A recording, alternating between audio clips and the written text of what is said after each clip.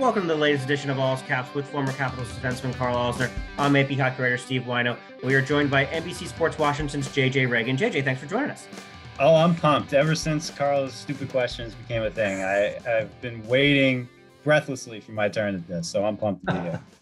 So, Karl, I'm hoping you have some special questions here because JJ is actually prepared for this. Yeah, I mean, I got a couple. We'll see. I'm sure I can. There's a couple new ones in there, so I think I'll hopefully get some good answers from you. Awesome. we'll get to that a little bit later. Karl and I remiss to not mention the death of Mike Bossy last week. Alex Ovechkin obviously had recently, or not so recently now, passed Mike Bossy on the scoring list, but just a guy who was one of the greatest goal scorers in NHL history, a great human being, somebody who their career was over a 10-year period of time, won the Stanley Cup 4 times. I'm curious, both your guys' thoughts on just kind of the legacy of Mike Bossy. I know he's not a Capitals guy, but somebody who kind of transcends the Islanders and Long Island. Yeah, JJ, I'd love for you to go hit on this first if you can, and then I got a couple things. Just looking at his stat line, it's pretty crazy. Yeah, sure. I mean, the thing about Mike Bossy is he's held as one of the greatest players of all time, and the dude played 10 seasons. Right. Yeah, he's tied with Wayne Gretzky for the most 50-goal seasons. He played 10 seasons. I mean, this guy legitimately could have given Wayne Gretzky a run for his money if his career hadn't been hampered by injuries.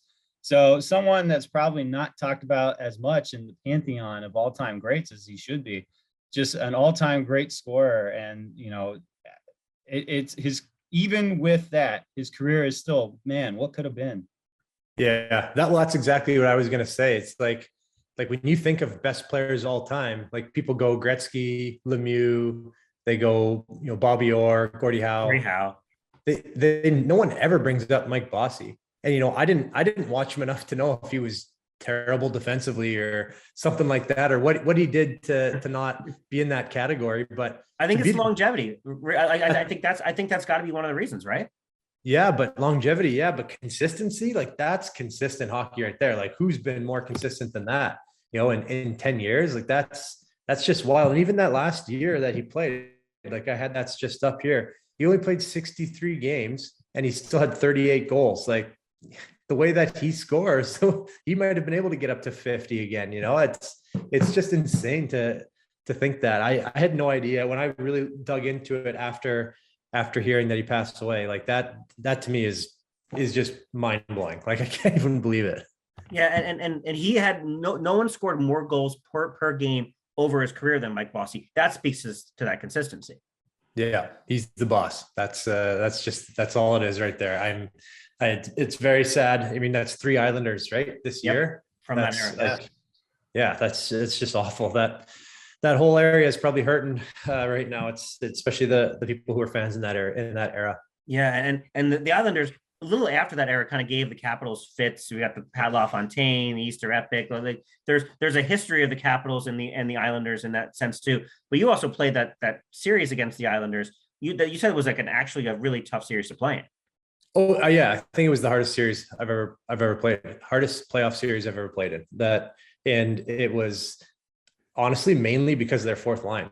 Like that no one ever thinks that, but that fourth line at that time, or for like a 3 or 4 year stretch, was for sure the best fourth line in hockey, and they still play together. It's pretty crazy. So yeah, that was the hardest series. So I have a respect factor for the Islanders. Yeah, the Islanders are coming in here on, I guess, Monday night or whatever, Tuesday night next week. One of the final games of the regular season, a couple games against them, and also the Rangers coming up. Ultimately, winning and losing these games, how the Penguins do, is going to, maybe how the Bruins do, is going to determine which team the Capitals face in the playoffs. And we've all kind of had this exchange privately on text message about kind of who the best or worst matchup for the Capitals are. And I'm curious first with you, JJ, and look, right now it looks like it's either going to be Carolina, the Rangers, or the Panthers. And so let's use those 3 as the possibilities. What's the best and what's the worst matchup for the Caps in the first round among those teams? Well, the best matchup, and I'll give it the caveat, if Freddie Anderson is going to miss time or he's a question mark, then the best matchup there is Carolina. Carolina is deeper than the Capitals are. They're better than the Capitals are. But Carolina is also a bit emotional. You can drag them into a physical battle, and that benefits the Caps because the Caps are at their best when they play a physical style. So I think the Capitals can sort of can lure them into a physical battle. If Freddie Anderson is there, then I'd probably go with Rangers because, I know a hot goalie can make up for a lot. And so, careful what you wish for there because Igor Shesterkin is about a year away from being the best goalie in the world. So maybe he can carry the Rangers, but he's carried the Rangers all year. They're not as good as their record. It says they are. The worst matchup is definitely Florida. I mean, they are an offensive buzzsaw, and the Capitals' biggest weakness is goaltending. That is not a good mix, right? Yeah, that's not a good mix. And I know people are already bringing this up, and I brought this up in our little text message. I said, how long until people start comparing the Panthers to the 2010 Capitals? Okay, fair. They score all the time. They allow teams to build up big leads, and they have to come back. Their goaltending a little suspect in the playoffs. Okay, all that is fair. The reason the Capitals lost, all those were factors, but the biggest issue that the Capitals faced in that series was that there was a goalie who went absolutely bananas and nuts and shut them down completely. Do the Capitals have that? It doesn't seem like they do at this point. So I'm not sitting there saying 2010 Caps can definitely beat the Panthers. I think that would be by far the worst matchup.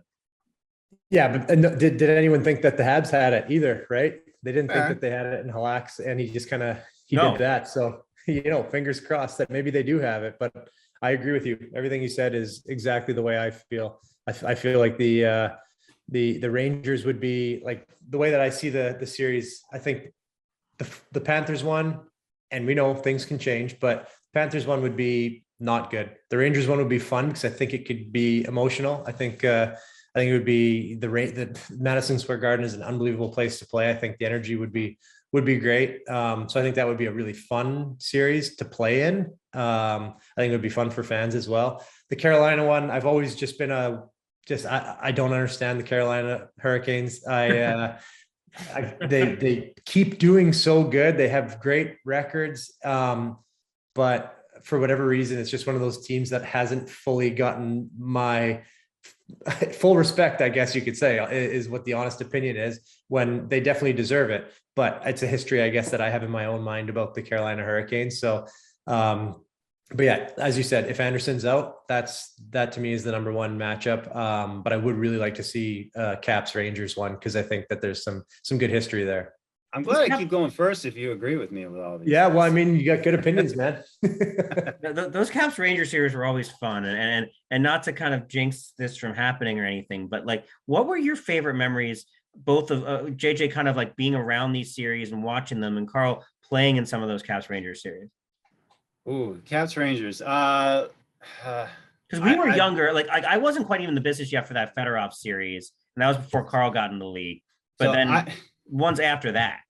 I was not in the business during the Fedorov series, but I was a fan watching it in college. I remember being there with my roommate who was a Caps fan watching that game, and it's 1-1. A New York Rangers fan who was in our fraternity walks into the room to trash talk us, because that was a series the Capitals should have just completely dominated. It's game 7. It's 1-1 in the third period. He walks in to trash talk us as Fedorov scores, and he just, that Simpsons meme where Grandpa Simpson, yep, with Grandpa just turns around and walks right. That's exactly what he just turned around and walked back out. Didn't see him the rest of the night. So there's a little bit before I was in the business, but that was definitely my favorite memory.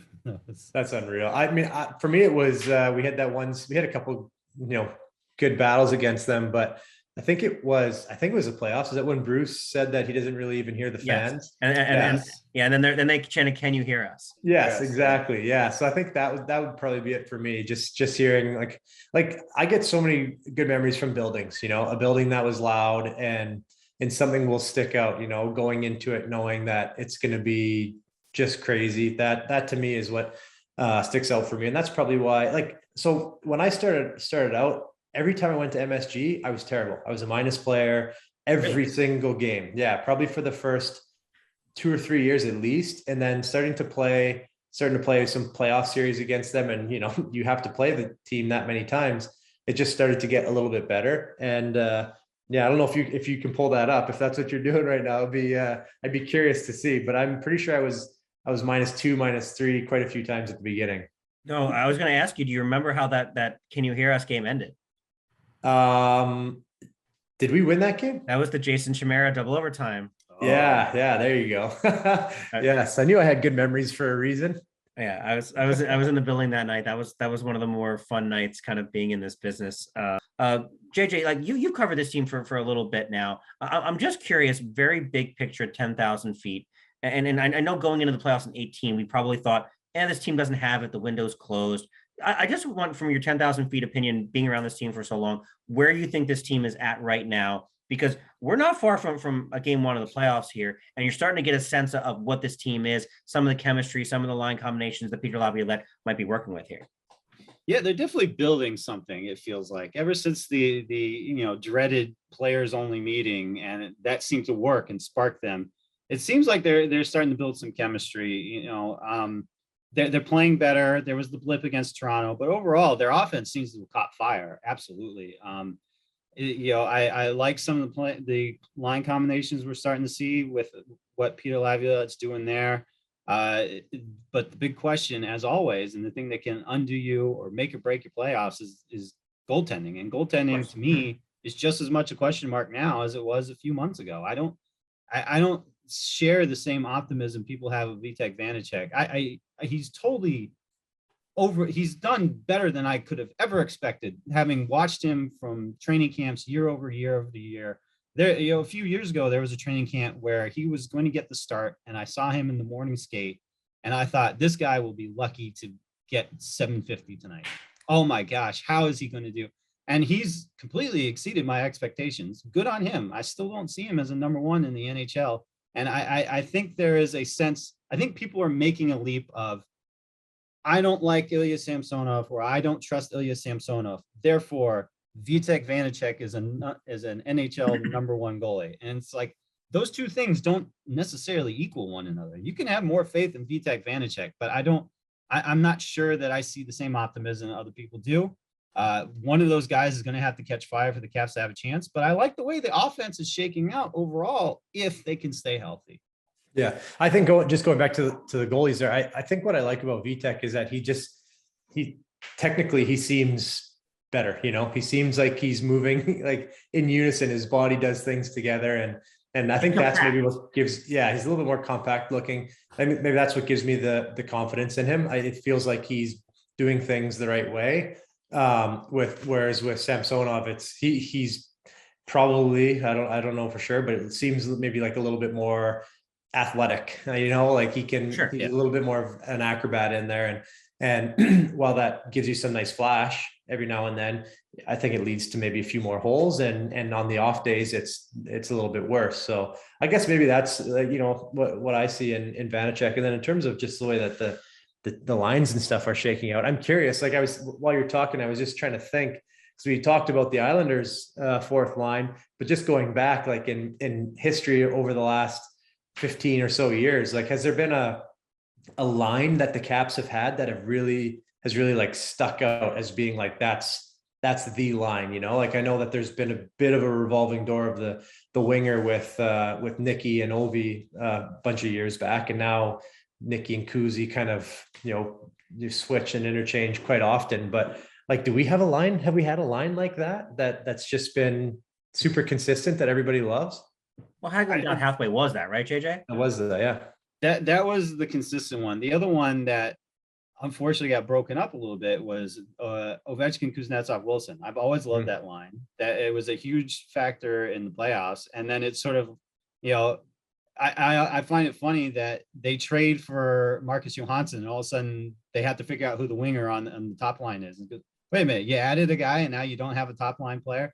And I get it. They're trying to spread the wealth a little bit. So moving Wilson, and it certainly seems to have worked, because Mantha, Eller, Wilson seems to have caught fire. That line looks great lately. So, that's why Laviolette makes the big bucks, and I'm writing from the press box rather than behind the bench, I guess. But, the fourth line for the Cats is such an asset for them, in that if you can get the combos right and get consistent scoring from the top three, you also have that fourth line. It's just a pain in the ass to play against, that can hem you in your own zone and score a goal now and then.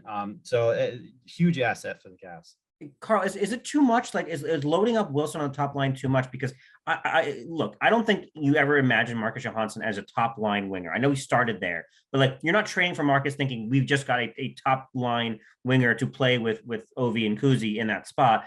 But is Connor Sherry really that guy? It feels like if TJ Oshie doesn't maybe have his legs under him, and you want to maybe keep his ice time limited, that there's a major problem of how do you keep maybe an Eller, Mantha, Wilson line together, but also make sure the top line has some sort of element beyond Ovechkin and Kuznetsov. Yeah, well, I think that at times, to spice things up, they'll change it, and they know that they have a bit of a weapon bringing Tom up to the top line. But I think Connor Sherry's been good on that first line. I think he brings that element of like tenacity and finish as well. He's good in front of the net. He's proven playoff performer as well. So yeah, he's played with Sid before too, so it's not surprising. Absolutely, yeah. So I think that's I think he's actually a pretty darn good fit on that line. I think we all love the Eller, Mantha, Wilson line right now. They've been solid, and that's just big bodies. Like that's a kind of an intimidating line to come out and start against. First face off of the playoffs. And they go ahead and dump the puck in and come after you, right? So I think that line is solid, and so it brings me to that. I guess you call it the second line.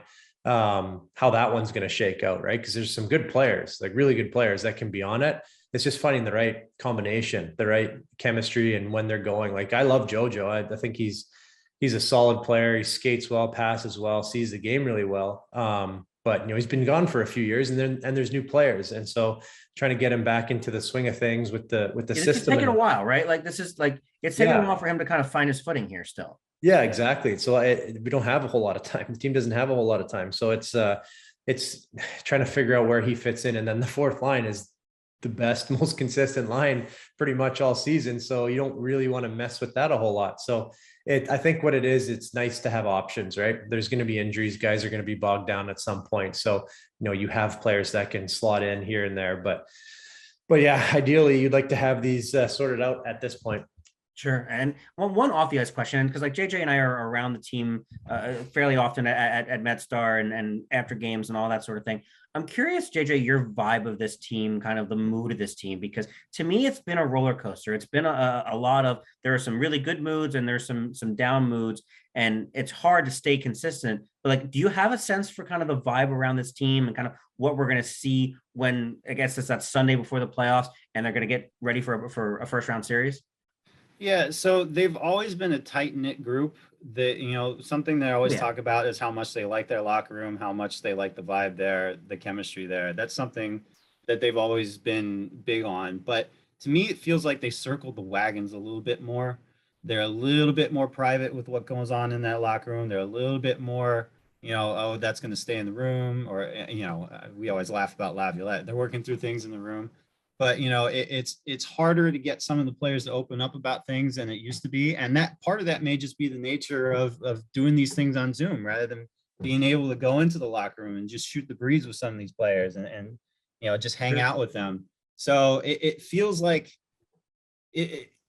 I think they're still loose. I still think they like being there. I still think they like being together, and they still have that sense of camaraderie that has been an asset for this team. But I wonder if there's a sense of seriousness that's coming with this year. Maybe it's because they realize that they're getting older, and those cracks are starting to show, and how many more kicks at the can they're going to get. But it seems like they're really circling the wagons a little bit and being a little bit more tight-lipped about a few things this year. Do you sense that, Karl? Yeah, and I also think it makes a difference too with where you are in the standings, right? If you're at the top of the standings, everything's fine.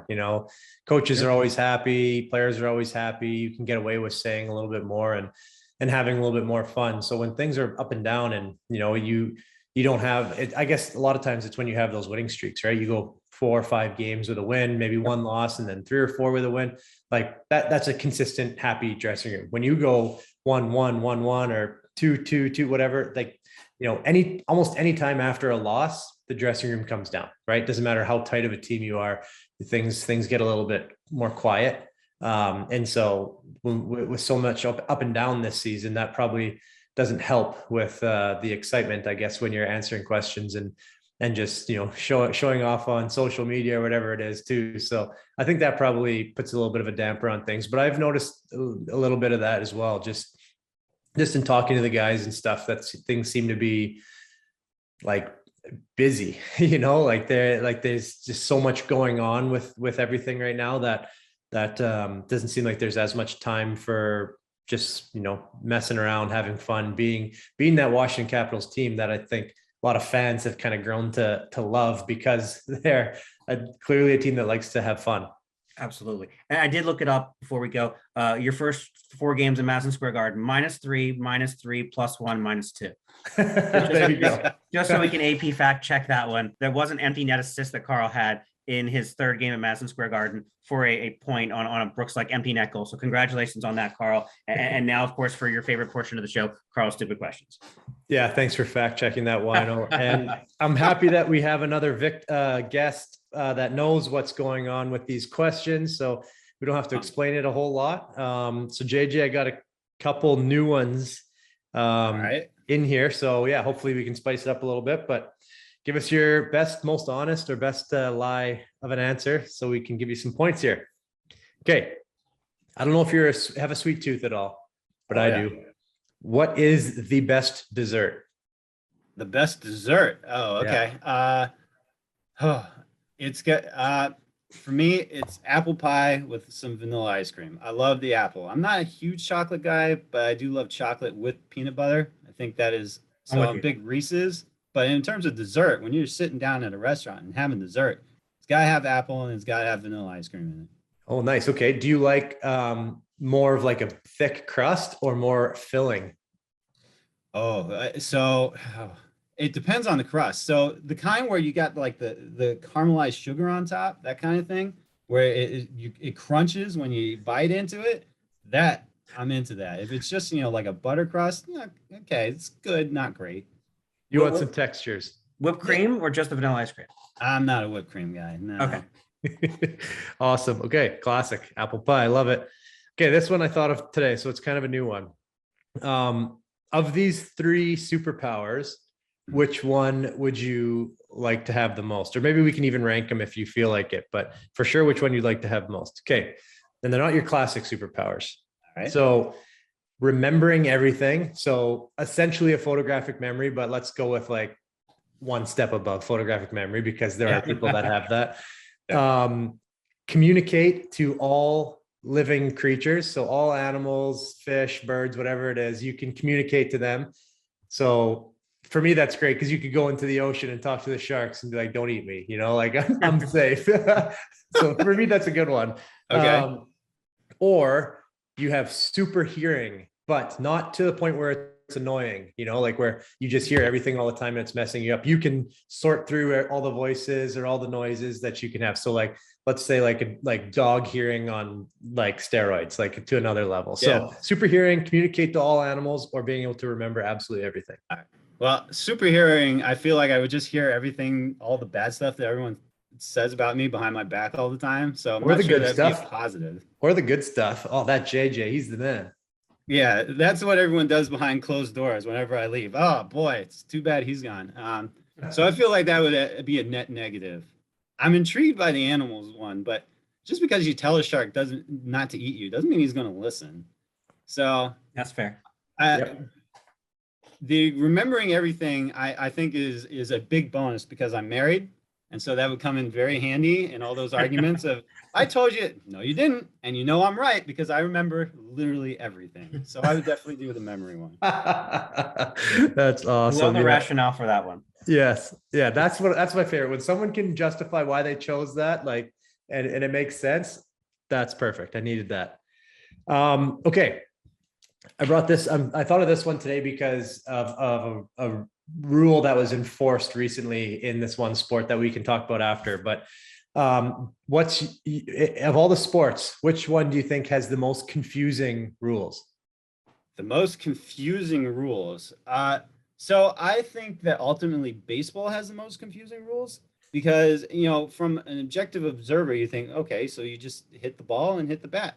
But if you hit the ball in this area, you don't really have to catch it because it will still be an out. And if you hit it and it it rolls from here past this line. Well, now you don't have to run anymore. It's not a big deal. So I think there's a lot more rules that go into baseball that people would think, but ultimately, see, I'm talking myself out of this one. Ultimately, football. I played football in high school. I still don't understand half the rules of football. I've watched that game my entire life. It's still, illegal formation because this guy was 90 degrees behind this guy, and it's Tuesday.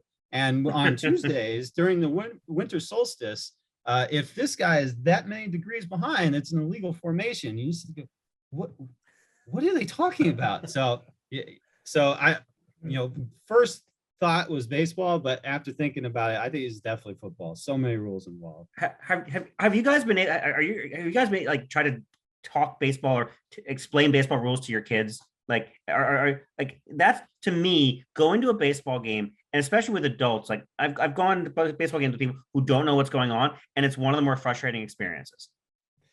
So it doesn't make any sense. But if you watched it, you understand it. Correct. But I will tell you that here's the thing. Here's the difference. People have to explain baseball to you, and you eventually get there. Football, no one ever explains you the game of football. You either grow up watching it or you don't. And if you don't, then you never really pick it up. I've tried to explain football to my wife so many times, but she doesn't get it because she didn't grow up watching it. It's just one of those games that you have to grow up watching. Otherwise, you have no idea what's happening.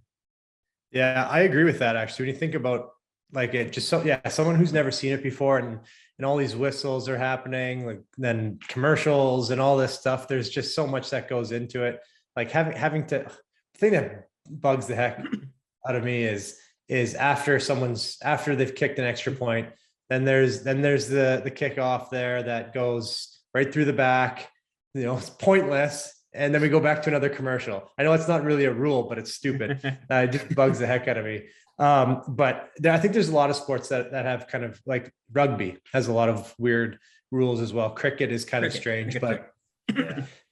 This happened recently, and you guys need to look at it at some point. Dylan Fratelli, golfer, he hit a ball and it got stuck in like the branches. It's like a weeping willow tree, and the ball got stuck. So suspended in the air.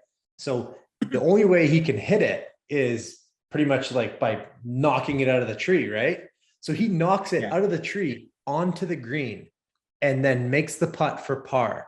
Crazy, right? That he even did that. And right after that happens, he was given a 2-stroke penalty for standing aside his ball. So instead of doing it like this, he hit it like this, which is illegal in golf, and got a 2-stroke penalty while the rules official was watching all this happen. I'm like, that's just the dumbest thing ever. Like, the guy just hit the ball out of a branch, suspended in the air. Like, that was a sweet play. So for me, it's golf, but sorry, I just had to bring that up today because I saw it and I was losing my mind out of frustration. So I agree with you, though. Football is a tough sport. Okay. Let me write that down. Okay. So now I need to know what your favorite and least favorite fruit is. Favorite and least favorite. All right. So favorite is raspberries. They do not get the credit they deserve. I love all berries. Raspberries for sure. The top one. So good. Least favorite fruit. Let's see. I'm not a fan of kiwi. It tastes okay. The fur kind of freaks me out. I don't like fur in my fruit. There are too many seeds. The seed to fruit ratio is way off. It's just completely off. And so that bugs me. Too much fur and too many seeds. Have you ever, so I'm assuming you've never eaten the kiwi skin and all? No. You got to try it. It's awesome. Okay. But just on raspberries, great. I totally agree. Great fruit. The most frustrating, that and avocado are so frustrating. With all of a sudden there's mold all over the container, and that's true. And the one thing about raspberries, I love them, but the seed is the exact same width as my teeth. And so it will sit there on top of my tooth and I cannot get it out for the life of me. It is the exact perfect width to just sit there on top of my teeth. So very frustrating, but well worth it. Perfect. Okay. I don't know if you care about cars at all, but what would be your dream car? Ford Mustang. Oh, what year? Yeah, I'm not into the vintage, so I could do the recent, but definitely like deep blue. Deep blue. Ooh, love it. Okay. Fleur Mustang. Okay. And then, okay. So I asked this one just recently and I thought it was a pretty cool question. If you could have the exclusive interview, the tell all, they wouldn't hold anything back from you. The person has to be living though. Who would it be? Who would you ask to talk to? The tell all wouldn't exclude anything. Okay. So for me, it would be Michael Jordan. The reason being, all-time great player, but with all the interviews of all the documentaries of everything, there's still so many questions that people have for this guy. What really happened in the flu game? Oh, it was really food poisoning. No, it wasn't. He was totally hungover and all that. And then, what happened the year that he was out of baseball? Was it really a secret suspension and all that? And like, I would love to know the answers to all those questions. I'm not a conspiracy theory guy. I think, when the head of the CIA can't keep the fact that he's having an affair secret, I doubt very much that Michael Jordan could get suspended for a year and nobody knows that this ever happened. But with everything that we know about Michael Jordan, the fact that there's still so many questions that people would love to know from this guy, that would be my big one. Yeah, I think that would be an unreal one. Actually, I'd love to hear everything he has to say. Okay, so that's 6. Let me quickly add this up. So we only have a couple minutes left here. I just want to beat Andrew Gillis. That's really my only goal. I mean, he had a pretty sweet score though. That's Did he? Yeah, that's gonna be tough. But I liked your apple pie. Remember, everything was good. Football, it's definitely up there. Raspberry kiwis. Yeah, I like kiwis. That's a tough one. Mustang. Okay. MJ, great. I think you end up with 120 points, which is unfortunately not close to Andrew Gillis, but there's nothing we can do about it. He has the third all-time score. So really? Yes, really. Okay. All right. But still very never solid. hears this then. This is just like Whose Line Is It Anyway? It's all made up and the points don't matter. We've enjoyed having you on Talking Caps. JJ, thanks for joining us on Alz Caps. Oh, the pleasure was all mine, especially Karl's stupid questions. And Karl, have a great trip to Vegas. Hope you enjoy it out there. And then the Capitals need to win some games on this road trip, right? Yes, they do. Yeah, we're looking for some wins here. Spoil the parade for Vegas, trying to get into the playoffs here. Yeah, I don't think that would make anybody unhappy outside of Vegas, to be fair at this point. But other than our friend George McPhee. Thank you, everybody, for listening to us on Alz Caps, and we'll talk to you next week.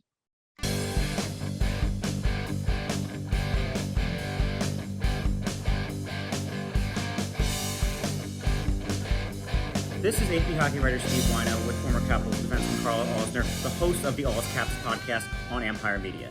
Yeah, I just want to say thanks to everybody that's tuning in to the Alz Caps podcast on the Empire Media YouTube channel. We're going to try and get as much going as we can. We love doing the video stuff. I hope you also get a chance to listen to the John Keim report about the Washington Commanders. We're going to have John on at some point and do some cross promotion, but please stay tuned to everything that we have on Empire Media, on YouTube, and on Apple Podcasts and Spotify.